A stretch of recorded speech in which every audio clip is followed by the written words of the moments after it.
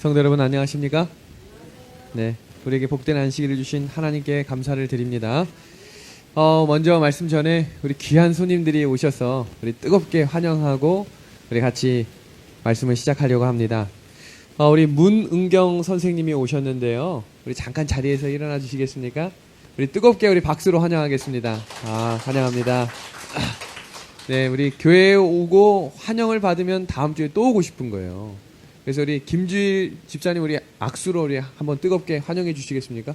옆자리시니까 환영합니다. 네, 감사합니다. 저희 교회 우리 재무 집사님이시죠?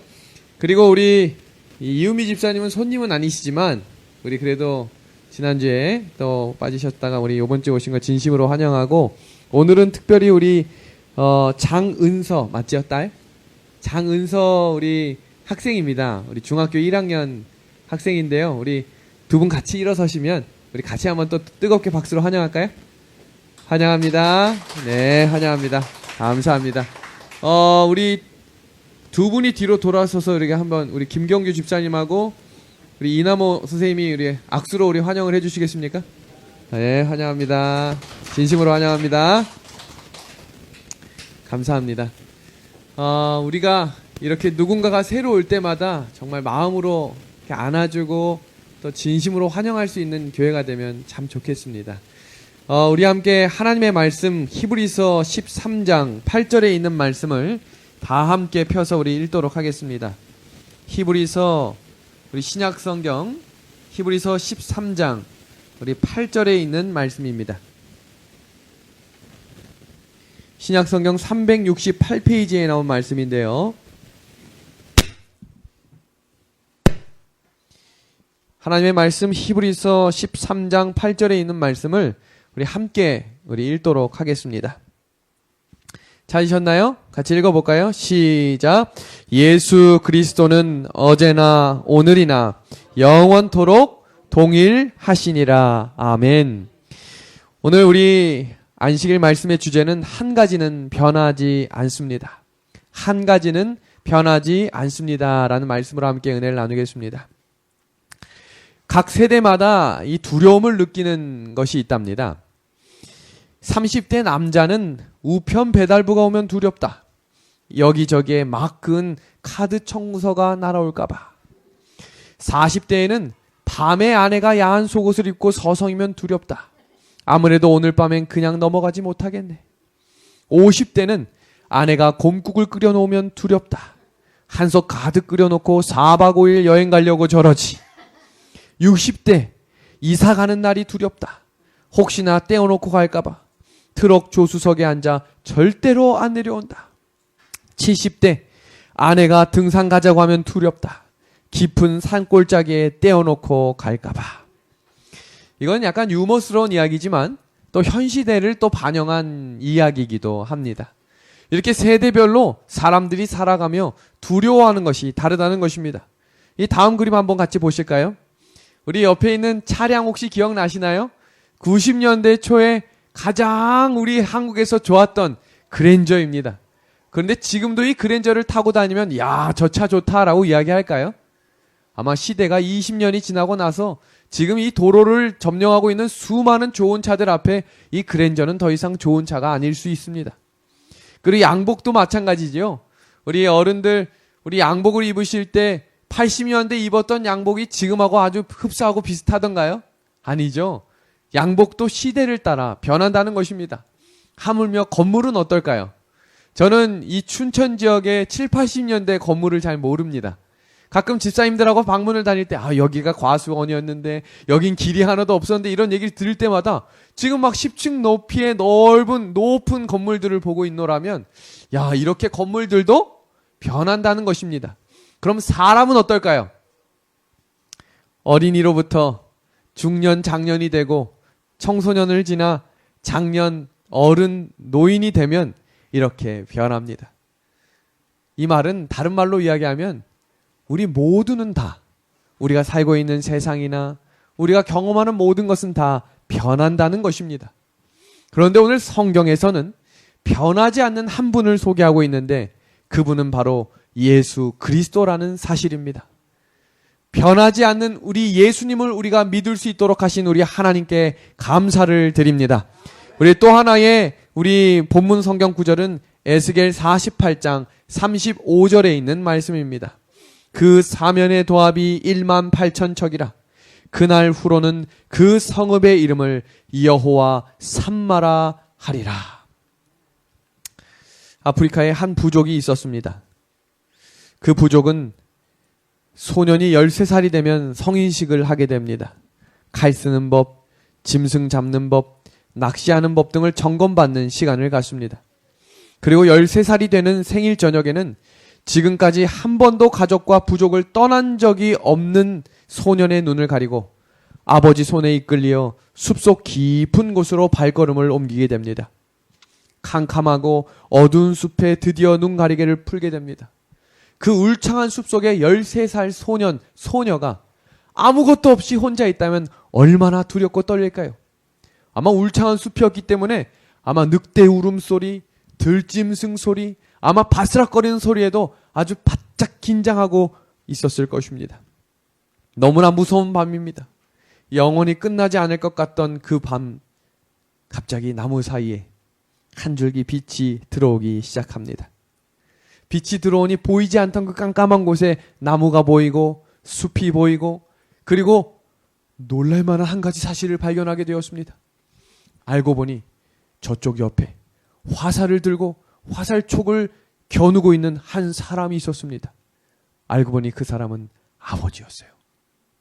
밤이 지나도록 혼자 있는 줄 알았지만 그 옆에서 끝까지 그 아이에게 혹시나 무슨 어려운 일이 생기진 않을까, 너무나 무섭지는 않을까, 하지만 그 부족에 넘어서야 하는 성인식이었기 때문에 보이진 않았지만 아버지는 그 자리에 함께 있었습니다. 오늘 우리가 읽었던 본문 에스겔 48장의 이야기가 바로 그와 같은 이야기입니다. 에스겔은 총 48장까지 되어 있는데요. 1장부터 32장까지는 여호와 하나님이 거기에 계시지 않는다라고 하는 말씀이고, 후반부의 33장부터 48장까지는 여호와께서 거기 계신다라고 하는 말씀입니다. 전반부에서 이스라엘 백성들이 하나님의 심판과 이스라엘 몰락을 보면서 도대체 하나님은 어디 계십니까? 라고 하는 내용이라면, 반면에 후반부에서 하나님의 사랑과 은혜를 깨달은 백성들은 내 눈에는 보이지 않았지만 여전히 하나님께서는 그 자리에 함께 계셨음을, 우리를 회복시켜 주셨음을 이야기하는 이야기가 에스겔의 이야기입니다. 이스라엘 백성들이 적의 수중에 함락이 되었습니다. 희망이 사라진 것처럼 보입니다. 그러나 성경에서는 시온의 땅은 회복될 것이고 무너진 성은 다시 건축될 것이며 다시 살아날 것이다 라고 약속하셨습니다. 성경의 그 하나님의 약속대로 성취되었나요? 무너졌던 이스라엘 백성들의 성과 하나님의 성전이 재건되었습니다. 그리고 그 회복된 성전을 보며 그 성의 이름을 뭐라고 부르는 것이냐면 여호와 삼마라고 부른 것입니다. 여호와 삼마라고 하는 뜻은 하나님이 거기에 계신다라는 것입니다. 우리의 지난 과거, 또 지금 현재, 우리 앞으로에도 영원히 변하지 않는 한 분 예수 그리스도께서 오늘 우리와 함께 계심을 믿으시나요? 하나님이 우리와 함께 하실 것입니다.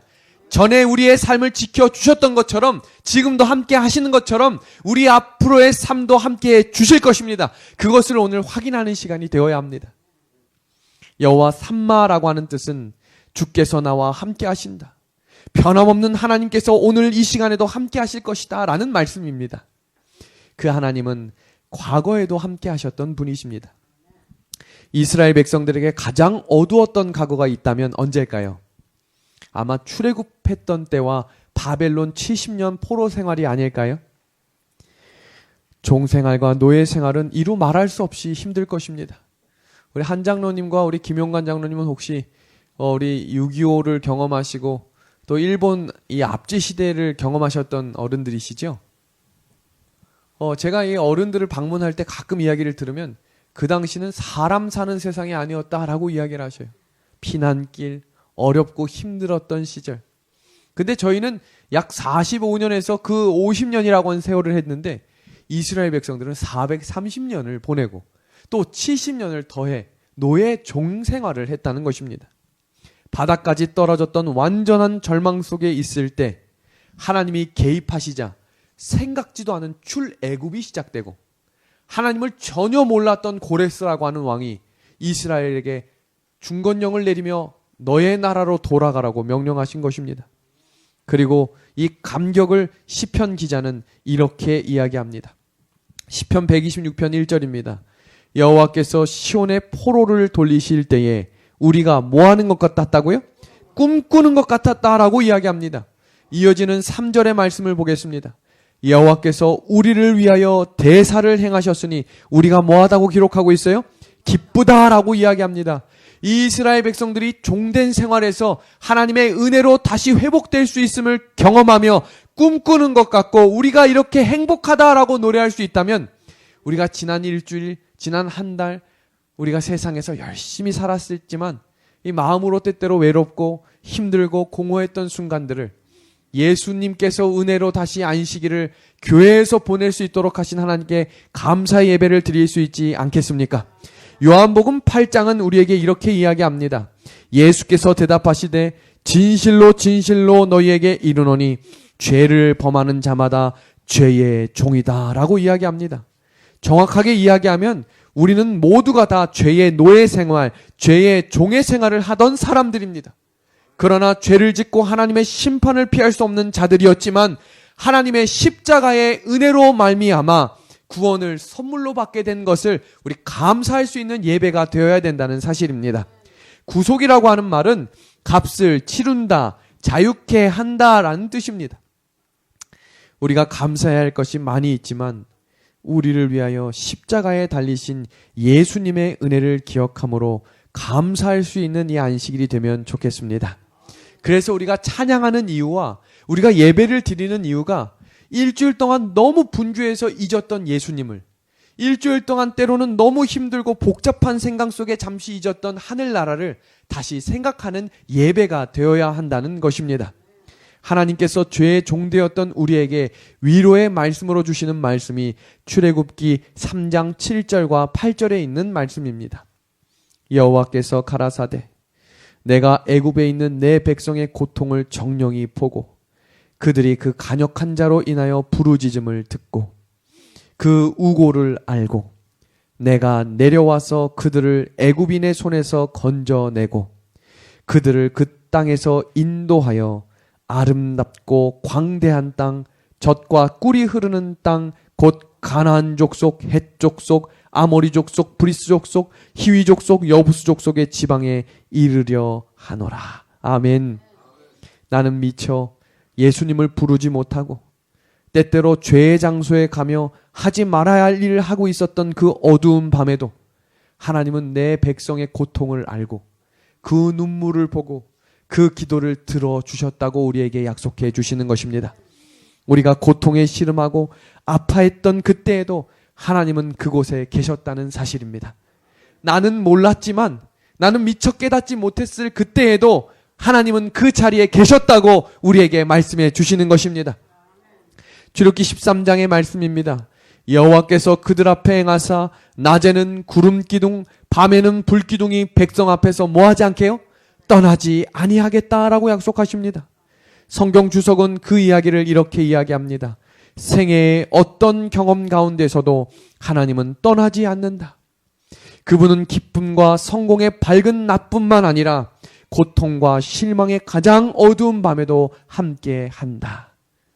우리의 삶 가운데 가장 어두웠던 때, 가장 힘들고 외로웠던 그때에도 나는 몰랐지만 하나님은 함께 해주셨기 때문에 오늘 이 자리로 우리의 발걸음을 인도해 주셨다는 것입니다.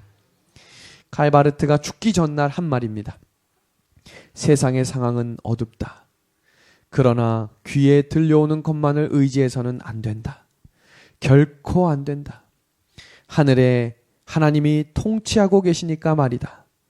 워싱턴이나 모스크바나 베이징이 아니라 하늘에서 말이다. 그러니 걱정은 없다. 아무리 캄캄한 순간에도 걱정하지 않는다. 지금 혹시 이 순간에도 마음의 염려와 걱정으로 또 가득한 성도들이 계신가요? 하나님께서 함께 해주시겠다고 약속하신 이 은혜의 약속을 신뢰함으로 그 무거운 짐들을 이 시간 하나님께 내려놓을 수 있게 되기를 간절히 소망합니다. 우리 복음성가 찬양 중에 주만 바라볼지라 라고 하는 찬양이 있습니다. 하나님 사랑의 눈으로 너를 어느 때나 바라보시고 하나님 인자한 기로서 언제나 너에게 귀 기울이시니 어두움에 밝은 빛을 비춰주시고 너의 작은 신음에도 응답하시니 너는 어느 곳에 있든지 주를 향하고 주만 바라볼지라. 그렇다면 우리 귀한 은하수 성도 여러분, 주님께 감사할 이유를 찾으셨습니까? 우리와 함께 해주시고 너의 작은 신음도 들어주시겠다고 하신 하나님의 약속을 우리 신뢰함으로 하나님께 감사의 아멘을 드리게 되기를 바랍니다. 과거에도 함께 하셨던 우리 하나님은 오늘도 함께 해주신다는 사실입니다. 이스라엘 백성들이 홍해를 건너고 가나안을 입국하는 과정 속에 반드시 경험해야 될 하나의 과정은 광야 생활이었습니다. 우리가 침례를 받고 구원을 받음으로 하늘나라에 들어가지만 그 하늘나라에 들어가기까지 겪어야 되는 과정을 뭐라고 이야기하냐면 세상살이라고 이야기합니다. 이스라엘 백성들이 광야에 들어가기 전에 출애굽하며 홍해를 건널 때 그들이 한 게 있어요, 없어요? 아무것도 없어요. 모세가 기도함으로 지팡이를 딱 쳤을 때 홍해 바다가 갈라졌거든요. 그리고 건넜어요. 그것을 성경은 침례라고 이야기합니다. 그러나 그것이 끝인가요? 아니지요. 40년이라고 하는 광야 생활을 경험하고 이겨낸 자가 어딜 들어가는 거예요? 가나안 땅에 들어갔던 것처럼 우리가 하늘나라에 들어가는 것도 이와 같다는 것입니다. 그 과정을 성화의 과정이다라고 부르게 되는 것입니다. 야곱이 아버지 이삭을 속여서 가로챘던, 야곱이 화가 머리끝까지 나서 동생 야곱을 죽이겠다는 형 에서를 피해 라반 삼촌의 집으로 도망을 갑니다. 끔찍한 상황을 피하기 위해서 어머니도 아버지도 다 피하라고 이야기합니다. 왜냐하면 당시 형제를 죽이면 돌에 맞아 죽었기 때문에 형이 화가 나서 동생을 죽이면 누구도, 형도 돌 맞아 죽어서 한 번에 두 아들을 다 잃을까 봐 어머니도 아버지도 빨리 라반 삼촌의 집으로 도망치라고 이야기하는 장면이 창세기 28장에 나오는 것입니다. 부모 곁을 떠난 적이 없었던 한 청년이 부모 곁을 떠나 걷고 걷고 또 걷고 또 걷다 지쳐 돌을 베개 삼아 광야에서 잠에 청했습니다. 지금 저기서 형이 나를 죽이겠다고 쫓아오니 얼마나 두렵고 떨릴까요? 그런 초조한 마음으로 잠이 든 그 시간, 갑자기 꿈속에서 하나의 사닥다리가 내려오며 천사들이 그곳을 오르락내리락 하는 것입니다.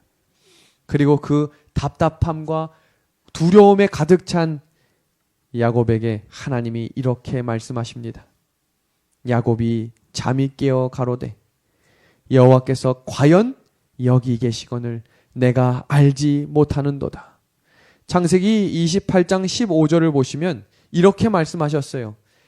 아브라함과 이삭과 야곱의 하나님께서 너와 함께 하실 것이다 라고 하는 약속의 말씀이 사닥다리를 오르락내리락 하는 천사들의 입을 통해 하나님이 말씀하셨습니다. 그리고 야곱은 비록 외롭고 힘들고 두려웠지만 그 자리에 하나님이 함께 하심을 감사함으로 거기에 제단을 쌓게 됩니다. 신약 시대에도 이와 똑같은 이야기가 하나 나옵니다. 예수님이 돌아가신 후 십자가가 모든 것의 마지막이라고 생각했던 제자들이 뿔뿔이 흩어지기 시작합니다. 예수님도 신앙도 착각이었다고 생각하고 모든 것을 포기하고 고향으로 돌아가는 두 제자가 등장합니다. 바로 그 두 제자가 바로 엠마오의 두 제자입니다. 고향으로 돌아가는 두 제자 곁에 누군가가 다가왔습니다. 누구였죠? 예수님이었어요. 그런데 예수님이 옆에 있었지만 누가복음 24장 15절을 보시면 저희의 눈이 가리워져서 그인 줄 알아보지 못했다라고 이야기합니다. 구약시대에도 신약시대에도 예수님은 언제나 그와 그 자리에 함께 계셨지만 그들이 알지 못했기 때문에 그들은 몰랐다는 사실입니다. 오늘 우리 옆에 예수님이 함께 해주시겠다고 약속하십니다.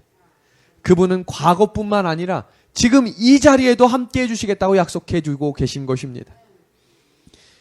제게 아들들이 있습니다. 언제까지인지는 알 수 없지만 아이들에게는 아빠는 슈퍼맨입니다. 가장 힘이 세고 뭐든지 사줄 수 있고, 그리고 아이들은 제가 굉장히 부자인 줄 알아요. 그래서 해줄 수 있는 것이라면 정말 무엇이든지 해주고 싶은 것이 아빠의 마음입니다. 두 아이가 팔을 벌려, 제가 어릴 때는 헬리콥터를 해줬었어요. 이렇게 하고. 지금 못합니다. 그래도 행복해하는 아이들을 위해 오늘도 아빠 헬리콥터는 돌아갑니다. 어느 날 이 아이와 함께 피자를 사러 갔는데, 피자를 들고 가다가 이 아이가 훅 떨어뜨렸어요. 그래 얼마나 민망하고 힘들어요. 그때 제가 이 아이에게 해준 말이 있어요. 무슨 어려운 일이 있을 때마다 혹시 너가 어려움에 처했을지라도 무슨 일이든지 아빠 도와주세요 라고 말만 하면 아빠는 할 수 있는 대로 다 도와줄 거야. 절대로 고민하지 말고 이야기해야 해. 그래서 제가 사택에 살 때는 벨을 누르면 아빠 나예요 라고 하지 않고 저희들끼리 약속을 했어요. 아빠 도와주세요 하면 문을 열어주는 것처럼 이렇게 서로 약속을 해서 아이들이 습관처럼 아빠 도와주세요 라는 말을 할 수 있도록 훈련을 시켰어요. 제가 해외 출장에 있어서 다가오던 해외 출장을 갔다 오는 길에 아내를 위해서 수분크림을 하나 샀습니다. 근데 제 둘째 아이가 그 수분크림을 이렇게 들고 다니다가 쏟은 거예요. 그래 얼마나 이 상황이 난처해요. 그래서 제가 그때 눈짓을 보냈어요. 무슨 말을 하라고? 아빠 도와주세요. 그 아이를 제가 도와주었어요. 위급하고 아무리 어려운 상황일지라도 우리가 입을 열어 하나님께 도와달라고 이야기하는 것을 하나님은 기다리고 계십니다. 그것이 바로 기도라고 하는 믿음의 태도입니다. 그래서 시편 81편 10절에는 내 입을 크게 열라 내가 채우겠다고 하나님이 약속해 주고 계신 것입니다. 숨겨진 하나님이라고 하는 책을 살펴보면 다음과 같은 글이 나옵니다. 숨겨진 하나님은 유한한 인간으로서는 이해할 수 없는 경우가 많다. 그러나 설령 모든 것을 이해할 수 없어도 하나님은 성경을 통해 우리에게 약속하신다. 고난을 견딜 수 있도록 도우시고 버팀목이 되어 주시겠다고 말이다. 그러므로 우리 크리스천은 전능하시고 사랑이신 하나님을 신뢰하고 보이는 것이 아니라 보이지 않는 것에 시선을 고정시키며 걸어야 한다. 하나님을 믿는다는 것은 사랑이신 하나님의 신실하심을 믿는 것이다. 하나님을 믿는다는 것은 사랑이신 하나님의 신실하심을 믿는 것이다. 그리고 자신의 의지와 계획이 아닌 오직 하나님의 뜻을 한결같이 구하며 걷는 것이다. 오늘 새로운 길을 준비하고 또 이제 새로운 꿈을 향해 나아가는 분이 계신가요? 아니면 나의 앞에 미래를 두고 고민하고 계신 분들이 계신가요? 하나님을 믿는다는 것은 사랑이신 하나님의 신실하심을 믿는다는 사실을 기억하시고 야곱과 함께 하시고 엠마오로 가는 두 제자는 비록 알아보진 못했지만 그 자리에 함께 하셨던 하나님이 우리와 함께 해주실 것을 믿습니다. 그 하나님은 우리가 잘 나가고 뭔가를 잘하고 무언가 완벽할 때만 함께 하시는 분이 아니라 때때로 몸과 마음이 지쳐서 때로는 교회도 쉬고 싶고 때로는 교회에 하고 있는 모든 직책을 다 내려놓았던 그 순간이라도 여전히 함께 해주실 분이라는 사실에 감사를 드립니다. 이 한 장의 사진을 보시면 이 사진은 좀 무언가 우리를 생각하게 만드는 사진입니다.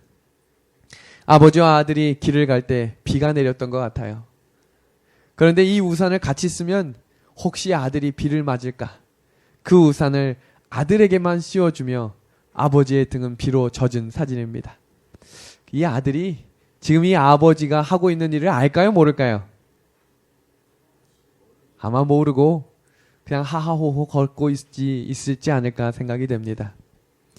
이 아이가 나이고 옆에 있는 아버지가 예수님이라면 어떨까요? 아유 예수님 저 지금 비 맞잖아요. 비가 나는데 들이치잖아요. 그런데 그 예수님이 그 비를 온통 다 맞아주고 계시다는 사실을 우리가 깨닫는다면 오늘 우리 다시 일어서서 우리 예수님을 향해 한 걸음 한 걸음 걸어갈 수 있지 않을까요? 찬미가 중에 주께서 나와 함께하네라고 하는 찬양 기억하시지요? 우리 1절 찬양 한번 같이 불러볼까요? 주께서 나와 함께하네 넘어질 때와 두려울 때 날 도와주며 인도하네 꼭 필요할 때에 주 함께 하시네 꼭 필요할 때에 예수님 나를 지키시네 꼭 필요할 때에 그 변함없는 그 이름 예수님을 부르게 하시고 찬미하게 하셨으니 우리의 마음을 다해 우리 예수님 찬양하고 오늘 함께 기도할 수 있는 안식일 되면 좋겠습니다. 영감의 글입니다. 그의 사랑은 어제나 오늘이나 영원토록 동일하다. 비록 죄가 여러 시대를 통하여 존재하였고 이 사랑을 좌절시키고 이 사랑이 땅을 향하여 흐르는 것을 방해하려고 노력하여 왔지만 이 사랑은 아직도 그리스도께서 대신하여 죽으신 자에게 풍족하게 흘러내리고 있다. 어제도 그리고 오늘도 함께 하셨던 우리 하나님은 내일도 함께 하실 분이십니다. 오늘 본문 구절 에스겔 48장 35절의 말씀 그 사면의 도합이 1만 8천 척이라 그날 후로는 그 성읍의 이름을 여호와 삼마라 하겠다라고 하는 이 뜻은 하나님께서 함께 해 주시겠다라고 하는 약속의 말씀입니다. 회복된 예루살렘에 연결된 신약 성경 구절을 함께 살펴보도록 하겠습니다. 하나님의 영광이 어제도 오늘도 내일까지도 영원히 함께 하시겠다고 하는 약속의 말씀을 보겠습니다. 계시록 21장의 이야기는 새 하늘과 새 땅의 이야기입니다. 새 하늘과 새 땅의 이야기는 이 땅이 좋은 이유는 금, 은, 보석으로 되어 있기 때문에 좋은 것이 아니라 성경을 보시면 하나님이 친히 저희와 함께 해 주시겠다라고 이야기하십니다. 하나님이 함께 해 주시는 교회가 가장 아름다운 교회입니다.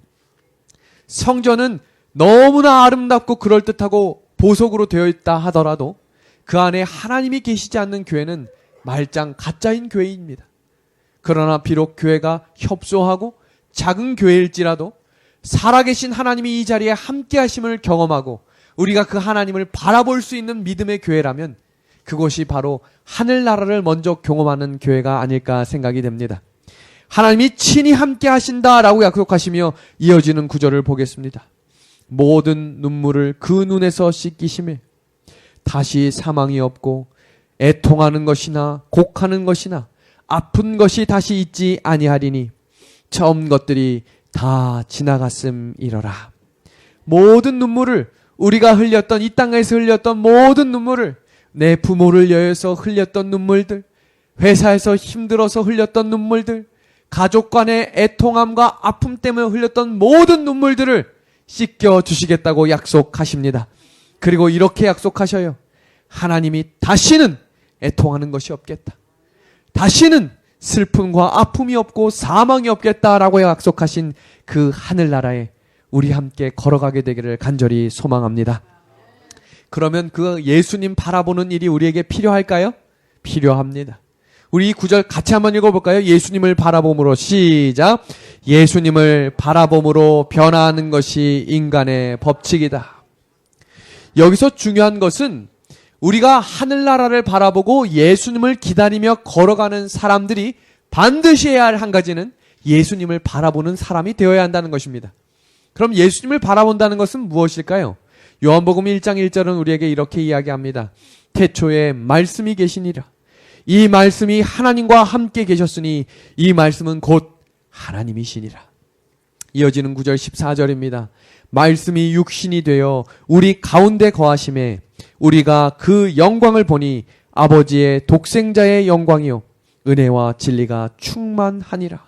이 1절과 14절을 분석하면 말씀은 곧 하나님이시고 말씀이 계셨는데 이 말씀이 곧 하나님이시라는 것입니다. 말씀이 육신되어 우리 가운데 거하시는데 하나님의 말씀, 하나님의 생각, 하나님의 뜻이 형체를 가지고 이 땅에 나타나셨다는 것입니다. 그 예수님을 글로 펼쳐놓으면 하나님의 말씀이고 그것이 성경이라는 것입니다. 우리 손에 들려있는 이 성경을 보는 것이 누구를 보는 거라고요? 예수님을 보는 것입니다. 그러면 우리가 예수님을 바라볼 때 신앙이 회복된다는 것을 아는 사단은 무엇을 보지 못하게 만들까요? 성경을 보지 못하게 만들겠죠. 대쟁투 519페이지에 나온 말씀입니다. 사단은 그가 성경 연구를 게을리하고 기도를 등한히 하도록 유혹할 수 있는 자는 모두 자기의 공격으로 정복할 수 있다는 것을 잘 안다.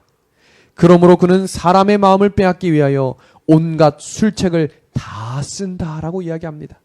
시대별로 사단의 공략을 볼까요? 중세시대에는 성경을 못 보게 만들었어요. 성경을 보면 죽였고 핍박하고 잡아 죽이고 협박하며 겁을 주며 성경을 다 불태워버립니다. 그 결과 어떻게 됐죠? 더 부흥하고 하나님을 믿는 신실한 백성들이 일어섰습니다. 그래서 근세시대에는 작전을 바꿔버렸어요. 어떻게 바꿨냐면 인쇄술이 발달하면서 성경을 보지 못했던 많은 사람들이 손에 성경을 들기 시작했습니다. 그때 발달한 것이 뭐냐면 바로 진화론입니다. 성경을 아예 못 믿게 만들어버린 거예요. 근데 진화론과 함께 같이 발전한 것이 과학인데 성경을 연구하면 연구하고 과학이 발전하면 발전할수록 하나님이 살아계실 수밖에 없다는 사실을 알게 된 거예요. 정영 집사님이 저에게 책 한 권을 빌려주셨는데 그 책은 신의 언어라는 책이에요. 그 책은 한 의학 박사가 사람의 유전자 31억 개를 다 풀어서 하나님이 우리에게 살아계실 수밖에 없다는 것을 한 과학자가 증명한 책을 제가 읽으면서 우와 대단하다라는 생각을 했어요. 그러면 사단이 작전을 바꿨겠죠? 현대사회에 어떻게 바꿨나 보세요. 바쁘게 만든 거예요. 오늘날 우리가 일주일 동안 또 한 달 동안 살면서 제일 많이 하는 말이 뭐예요? 바쁘다 바빠 정신없다. 누가 말 붙이면 뭐라 그래요? 아우 나 시간 없어. 사람이 입에 달면서 가장 많이 하는 말은 바쁘다는 것입니다. 그러니 사람이 제일 바쁘면 제일 먼저 손에서 놓는 게 뭘까요? 책을 놉니다. 그리고 그 다음 바쁘면 뭐예요? 기도하지 않습니다. 아유 바쁘기 때문에 못한다고 이야기합니다. 그런데 중요한 건 그것이 사단의 전략이라면 우리는 다시 눈을 들어 하나님의 말씀 성경을 바라보아야 하지 않겠습니까? 안식일이 되면 사람들은 다 번아웃이 돼요. 왜요? 일주일 동안 에너지를 다 소비한 것입니다. 그러나 기억하셔야 합니다. 우리의 손에 다시 성경이 들려지는 그때가 우리의 눈을 들어 예수님을 바라보는 때임을 기억하셔야 합니다. 오늘 우리에게 말씀을 읽게 허락하신 우리 하나님께 감사합니다. 시편 145편 18절에 있는 말씀을 다 같이 읽도록 하겠습니다. 여호와께서는 시작. 여호와께서는 자기에게 간구하는 모든 자, 곧 진실하게 간구하는 모든 자에게 가까이 하시는도다. 아멘. 요셉이요, 옷이 3가지 종류가 있었어요. 첫 번째 채색 옷은 누가 입혀줬죠? 아버지가 입혀줬죠. 그래서 어떻게 됐어요? 벗겨졌어요. 두 번째 노예 옷 누가 입혀줬지요? 보디발이 입혀줬거든요. 그래서 어떻게 됐어요? 벗겨졌어요. 그런데 마지막 3번째 옷 세마포 옷은 하나님이 계획하셔서 하나님이 입혀주신 옷이었어요. 그래서 그 옷은 벗겨지지 않았던 것입니다. 우리가 이 땅을 살아가며 내 의지로 내 생각으로 입은 옷들은 다 벗겨지게 될 것입니다. 그러나 은혜로 입혀지는 절대로 변하지 않는 예수 그리스도의 의의 옷을 입는 자들은 그 옷을 벗지 않게 될 것입니다. 그것이 세상은 다 변해도 어제와 오늘과 내일 영원토록 변하지 않는 예수님의 옷을 입은 하늘 백성들의 옷이 될 것입니다. 오늘 말씀을 마무리하며 우리의 마음속에 있는 여러 근심들을 하나님께 온전히 내려놓으심으로 변함없는 우리 예수님과 함께 동행하는 또 새로운 한 주간 되기를 우리 예수님의 이름으로 축원합니다.